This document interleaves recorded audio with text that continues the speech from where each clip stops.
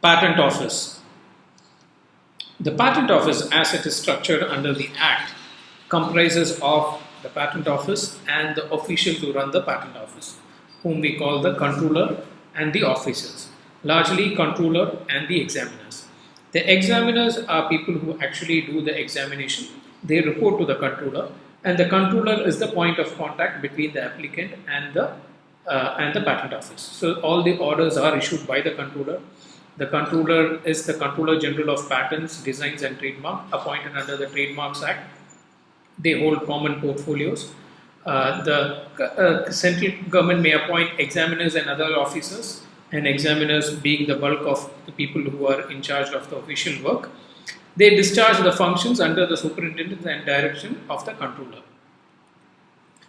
The Patent Office has branches. Section 74 tells us that, and the central government by notification specify the name of the Patent Office, and the branches are all over the country. There are 4 branches depending on the zones, and you would know that from the classification. You would know that where if you need to file a patent application if your place or residence is in a particular state. For instance, Lakshadweep will come to the Chennai Patent Office. Andaman and Nicobar will go to the Calcutta Patent Office. So the jurisdiction is very clearly put there.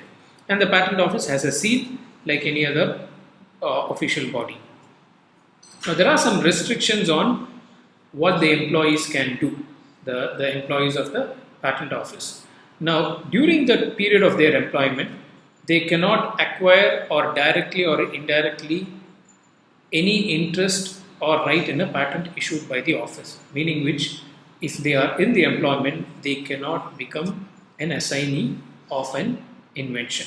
They are prohibited from doing that, except where they get an interest or a right by way of an inheritance or a bequest, which means they were not the assignees themselves, but they got it through an interest. They inherited their father's invention or something of that kind. 75 tells us that all officers and employees of the Patent Office shall be incapable during the period of for which they hold their appointments to acquire or take directly or indirectly, except by inheritance or a bequest, any right or interest in any patent issued by that office. Okay. Now there is no bar on becoming an inventor, though.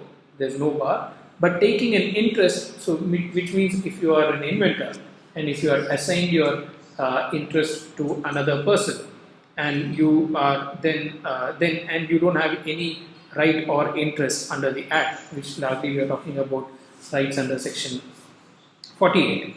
There could be a way we could look at that, but we don't have any case laws on that. I'm just telling you that there is no bar on inventing, though, but the bar is on using the Patent Office and getting applications granted while you are in employment. This is just to take care of bias. Now, there are also some restrictions on furnishing information. Section 76 brings in some restrictions. An officer or an employee, except and unless he is authorized by the central government or by a court, shall not furnish information on a matter which is being or dealt with under the Act. Matter dealt under this Act. A matter that is pending, he or she shall not furnish information. And such an employee shall also not prepare to assist in the preparation of document to be lodged at the Patent Office, meaning which employee of the Patent Office should not grant or offer drafting services. Okay, I'm just telling you, or even offer services for prosecution. They should not do it. Okay, and conduct a search in the records of the Patent Office. They cannot do a search of the records of the Patent Office. Let's say they do an unofficial search and give it to them. Okay, that cannot be done. You could if somebody needs to do a search on the Patent Office, the databases are open. It could be done using the patent database, but the officials themselves cannot give a search report. Like something like a search under Section 12 and 13. That cannot be done except for what they have been authorized to do.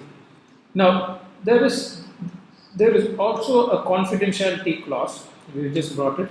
The examiner report, the report that the examiner files to the controller shall be confidential. Okay, this is yet another restriction on them. That is in section 144. You get that the reports filed by the examiners shall be confidential and it should not be brought for inspection unless the court certifies that it can be brought. Okay, otherwise it is confidential. Now, the exceptions are wherever it is required by the Act, central government, IPAB, or the controller, they can do these things. They can prepare documents, they can furnish information on a matter, and conduct search on record, which is what they normally do.